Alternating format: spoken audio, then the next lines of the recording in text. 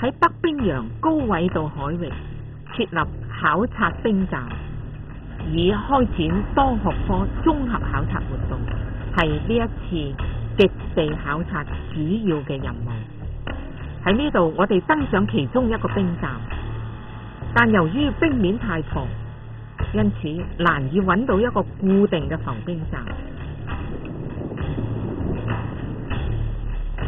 而呢次要去到北緯85度24分呢個區域先至揾得到。以前喺呢個緯度嘅浮冰約有6至10米深，而家部分只有約1米深。我哋用直升機從船上運送工作人員去冰站，重型機器就用起重裝置從船邊進行起卸。當我哋喺冰站工作時，引嚟咗飢餓嘅北極熊前來揾食。基於安全理由，我哋唯有用直升機將佢嚇走。目送無家可歸嘅北極熊嘅背影，令人感到不勝唏噓。考察隊架設咗冰站後，就要高效率地執行多個重要任務。考察人員正在設置自動氣象漂浮站，採用先進嘅觀察儀器進行多學科觀察，包括轉流能量輸送觀察、日照輻射測量、北極冰間水道區域嘅氣、冰、海相互作用嘅觀察等。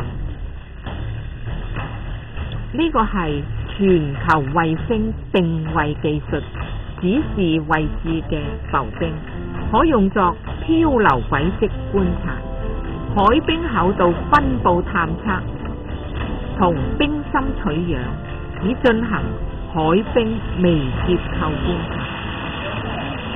海冰鑽探有助觀察海冰生態學，研究項目包括海冰冰組嘅種類同數量、冰芯內部冰組嘅觀察、冰芯嘅鹽度、營養鹽、垂直分布等。海冰光學係了解冰融速度嘅其中一個重要依據。科考人員會觀察海冰嘅反照率、透射率、光喺海冰中嘅衰減情況、海冰中嘅光譜分布等變化。工作人員正在進行海水混合特性觀察，研究冰下海洋特徵以及冰水界面熱通量。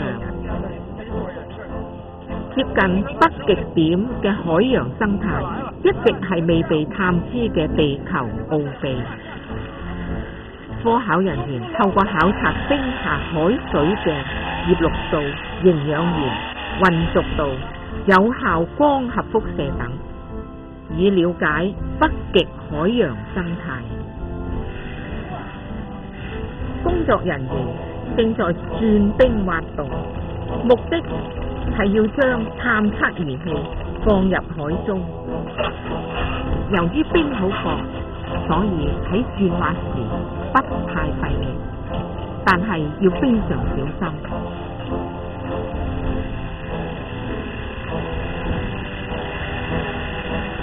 我哋喺呢次北極考察取得咗豐碩嘅成果，無疑係令人振奮嘅。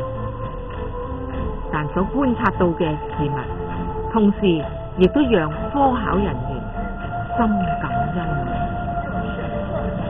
事實上，雪龍號歷史性地進入咗北緯85度，架設冰站。本身已經係北極受地球暖化影響而大幅冰融嘅最有力證明。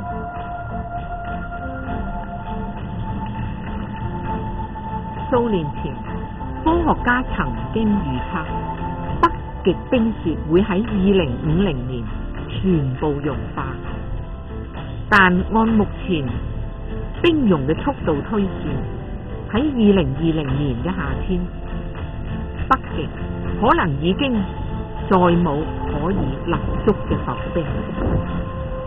冇咗冰雪嘅北極，會為人類帶嚟乜嘢嘅災難呢？近年天災不斷降臨，呢啲已經係大自然俾我哋嘅預警。如果我哋仲唔積極採取措施，減少污染，制止地球繼續暖化落去，